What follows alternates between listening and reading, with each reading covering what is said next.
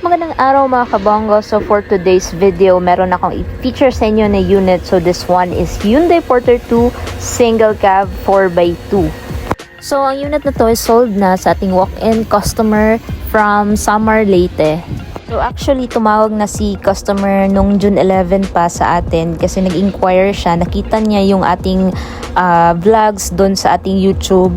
And then nakita niya doon may number ko and tumawag siya and nag-inquire kung may ready to pull out na ba na unit which is single cab. Ayan, saktong-sakto meron din tayong almost finished na Hyundai Porter 2 single cab.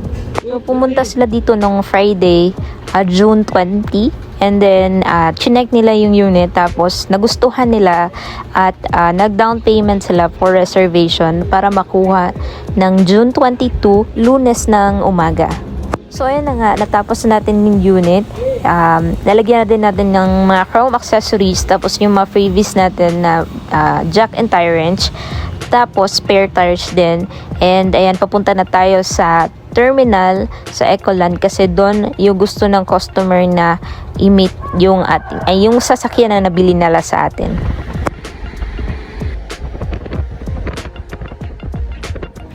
And nag-arrive na tayo sa Ecoland terminal para i-meet yung ating buyer. Ayan na sila and super excited sila sa nakuha nilang unit sa atin. And ayan, chine-check na nila overall yung ating unit. So actually, naka-decide sila na single cab na lang yung kukunin nila kasi ito siya, yung single cab is pang pure business talaga. Kasi yung first option nila is yung double cab. So yung double cab is maiksi lang yung cargo, 7.3 feet lang. So ito siya is almost 10 feet. Kaya swak na swak pang business talaga.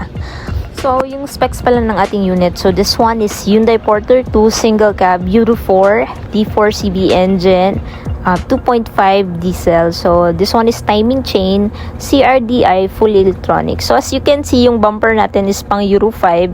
So, ito siya is Euro 4. Yung kinabit lang natin sa unit is pang Euro 5 yung ating bumper. So, sa ganitong setup, paabot siya ng 330,000 pesos. So, yung base setup natin is 320,000. So, nagpa-add si customer ng chrome accessories which is 10,000. So, umabot siya ng 330,000 pesos. If you're interested sa ganitong setup and kung gusto niyo magpa-customize ng ating unit, so you can call us. Nandyan yung number sa screen and also you can message us here directly. So, we're located here in Davao City. And thank you so much mga kabonggo sa panunood and don't forget to follow our page and maraming salamat and God bless us all mga kabonggo.